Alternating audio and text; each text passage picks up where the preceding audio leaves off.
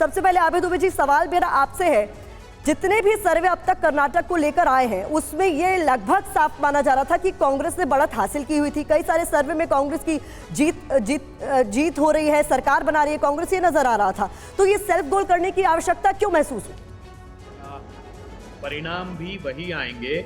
40% की कमीशन की भीषणतम भ्रष्टाचार में डूबी हुई भारतीय जनता पार्टी की कर्नाटक की सरकार को 40 सीट भी नहीं मिलेगी।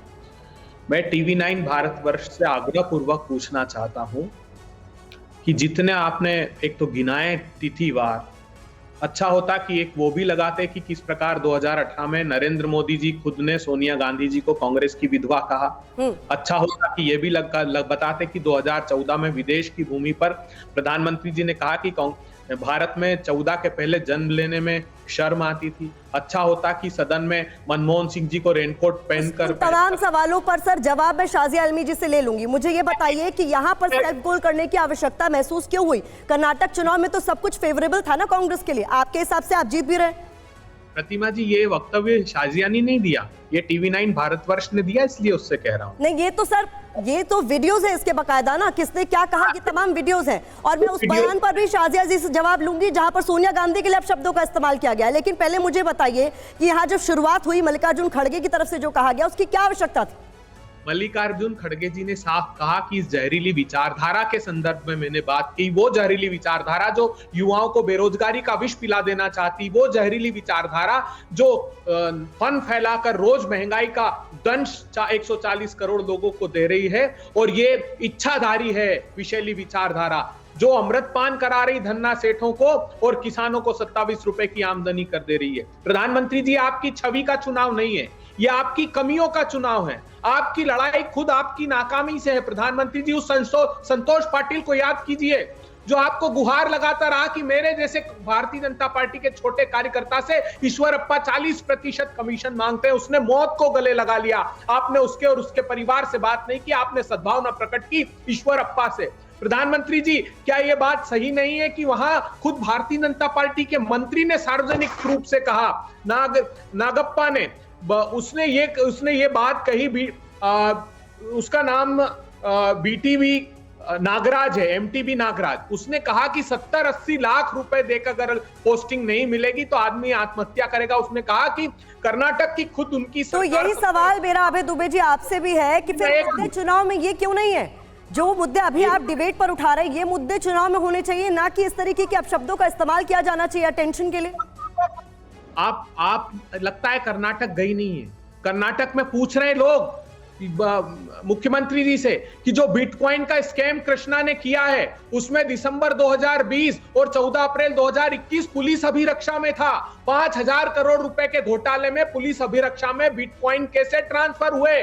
वो डार्क नेट के माध्यम से ड्रग और बिटकॉइन का धंधा करता था प्रधानमंत्री जी, और ये बात आप तक पहुंची, खुद मुख्यमंत्री जी ने बताया। वहां पर विधायक जो है, वहां के विधायक का खुद ऑडियो वायरल है कि पोस्टिंग में वो पैसे ले रहा था और मैं पैसे वापस कर दूंगा। सैकड़ों पुलिस की पोस्टिंग की जांच वहां पर चल रही है। प्रधानमंत्री जी, आपके वहां भीषणतम भ्रष्टाचार, और ये हम नहीं कह रहे, वहां के मठ मंदिर आरोप लगा रहे हैं। वहां पर डिंगलेश्वर महाराज जो लिंगायत समाज के। ठीक है आबिद जी, जवाब ले लेते हैं। शाजिया यहाँ पर अपने पार्टी का पक्ष रखने के लिए शाजिया आलमी हमारे साथ मौजूद है। शाजिया, तमाम तरह के आरोप कांग्रेस लगा रही है और कह रही है कि हम घर घर लोगों के बीच ये मुद्दे लेकर जा रहे हैं, लेकिन उस पर चर्चा नहीं हो रही। और मेरा सवाल यहाँ पर भी है कि जिस तरीके के शब्दों का इस्तेमाल किया जा रहा है, जिस तरीके के विवादित बयान अब दिए जा रहे हैं, चुनाव में कुछ ही समय बचा है, क्या मुद्दों की भारी कमी हो गई है कि छुटभइये नेताओं से भी जिस चीज की एक्सपेक्टेशंस नहीं होती वो अब बड़े राष्ट्रीय स्तर के नेता कर रहे हैं?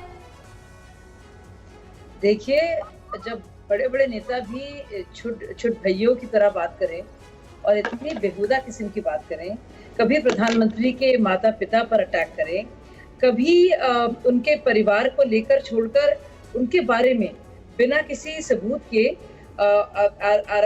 लांछन लगाएं, और ना सिर्फ वो एक बार नहीं पर बार बार निरंतर रूप से सिर्फ और सिर्फ एक बार, वो भी मोदी पर प्रहार, गालियों को लेकर, अब शब्दों को लेकर। और एक बार आपने सुनाई है, मैं आपको रिपीट कर सकती हूँ, जैसे प्रधानमंत्री जी ने बताया, एक्चुअली 99 से कहीं ज्यादा, 100 से ज्यादा गालियां हैं, क्योंकि मैंने इसको नोट करके रखा है, मैं आपको सब सुना सकती हूँ। खून का दलाल, मौत का सौदागर, चूहा, केकड़ा, जो लेकिन हिटलर की शाजिया, चाल चलेगा, टिट फॉर टैट वो की हिटलर राजनीति से मौत भी तो करेगा। बाहर नहीं निकल पा रहे हैं ना दल। मुझे बोलने अगर दीजिए, जो मुझे बोलने दीजिए, प्रधानमंत्री मैंने बहुत मोदी देर के तक खिलाफ, मैंने जी सुना। बिल्कुल आप अपनी मैंने बात बहुत पूरी देर तक कीजिएगा। सुना। शाजिया, मैं आपके बहुत पास ही देर आ तक रही हूँ, सुना, मैं आप ही के आपको पास आ रही हूँ। एक बार फिर से हम चर्चा का रुख करना चाहेंगे। शाजिया, आप अपनी बात जल्दी से पूरी करें ताकि मैं बाकी मेहमानों का रुख कर सकूं। जी। के दृश्य देखिए, जो वहां पे दृश्य हैं, जो भावनाएं हैं, वो सामने दिख रही हैं। अब आप बताइए, कुछ लोगों के लिए जो मोदी जी को इतना मानते हैं, और जाहिर सी बात है भारतीय जनता पार्टी ना ही देश की बल्कि दुनिया की सबसे बड़ी पार्टी है, आप उसके प्रमुख को लगातार गालियां बकेंगे, घिनौनी बातें कहेंगे।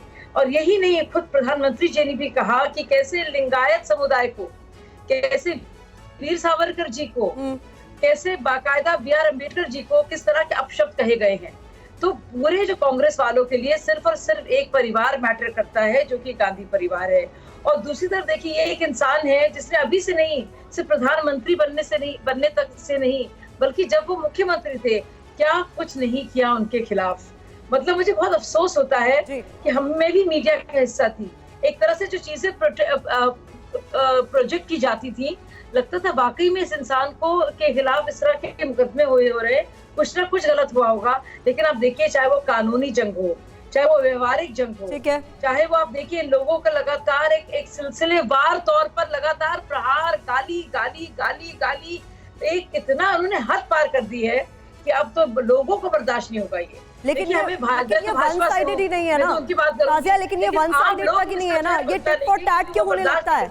जो गलत है उसे गलत कहने के बजाय टिट फॉर टैट क्यों होने लगता है? यत्नाल एक बड़ा एग्जांपल है, जिन्होंने सोनिया गांधी को विश्व कन्या कह दिया, तो कौन फायदा उठाने की कोशिश कर रहा है? कर्नाटक के पूर्व विधायक ने विश्व कन्या की बात कही थी, जिसको हम लोग ने इसका खंडन किया, उसको चेताया और कहा कि गलत है। तो जो गलत है वो गलत है ना। आप क्यों बार बार जब ये बात होती है, बजाय कहने की हमने गलती की, आप और उसको इस्तेमाल करते हैं, आप और उसका प्रयोग करते हैं उन्हीं शब्दों का। मुझे लगता है बहुत ही गलीज है। पहले तो गलती हो जाती है, लेकिन गलती कोई मानता नहीं।